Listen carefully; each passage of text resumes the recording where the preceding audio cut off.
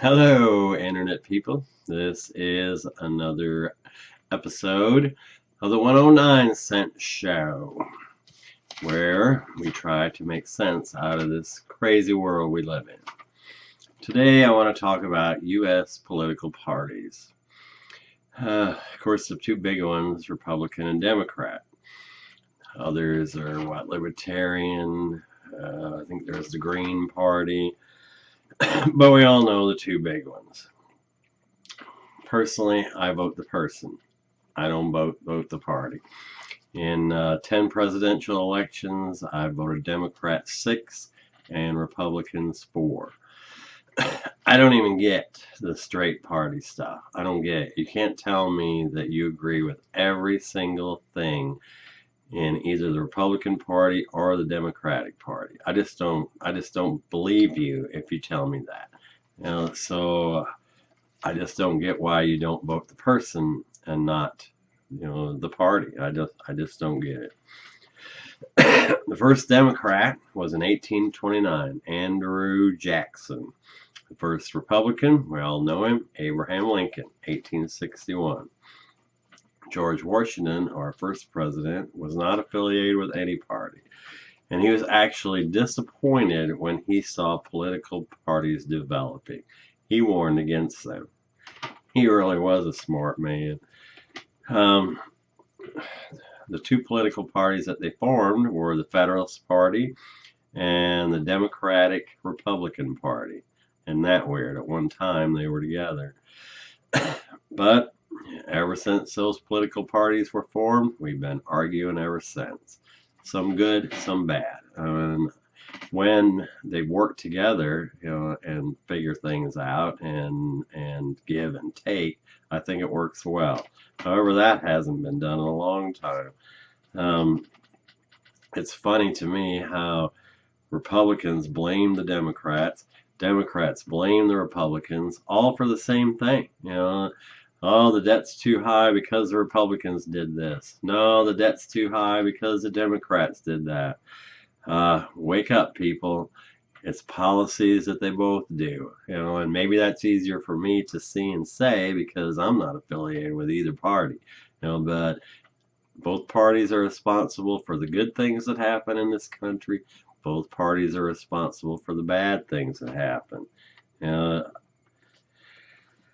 I just don't get that, but whatever. I just don't. I'm almost flabbergasted. I'm gonna have to take a commercial. This is my book. We Make God Cry. The way we argue and call each other names in political debates, that makes God cry.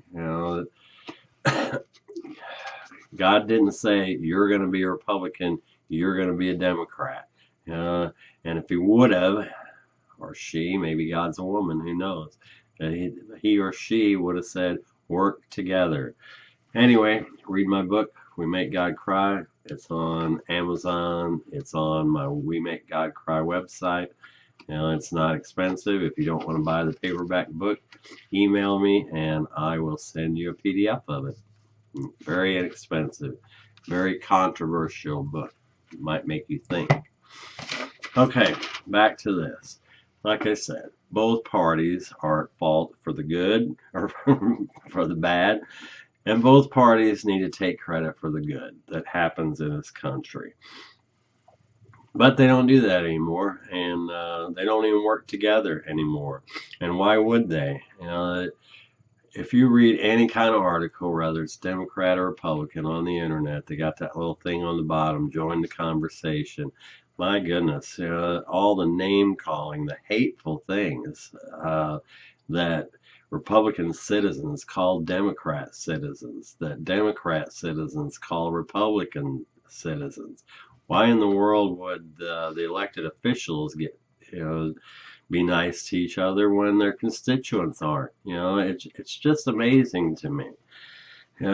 Trump supporters are shaking up the Republican Party.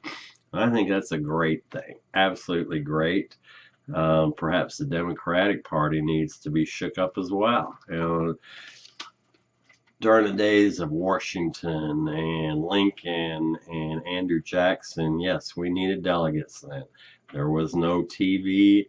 Heck, I don't even know if back then there was a radio. So you couldn't learn about the different politicians, the people running. Now we do. You know, we see them all the time on TV, on the internet. We read about them. There's no more need for delegates to elect a president. You know, we don't use them to elect congressmen. We don't need them to elect a president. And you know, it makes too much power. You know, the RNC, and there's too much power and too few people. Too much money, all in big super PACs. You know, we need to get rid of the super PACs. We need to get rid of the delegates. We need to put term limits on everybody. No more big cash and no more retirements. You know, you do your term, you go back to work. I think that's what this country was founded on and how it should be now. And if Donald Trump, I'm no Trump fan, but if he does not become the Republican person, you know, delegate, when he has all these delegates and they take it away from him in the Republican convention, then that's when people should hit the streets. So maybe this whole thing is a good thing. And not rioting, but protesting, peaceful protesting. You know, if a million of us walk to Washington and say, no more of these delegates, no more retiring in Washington, I do believe our political parties would listen to the people again. It would be better. You know, people would get along maybe better, Democrats and Republicans. If the people work together, the politicians will work together. Right now, that is not even close to happening. So, I don't know. I don't get it all because I'm not affiliated with a party. I vote the person. I think we should all vote the person.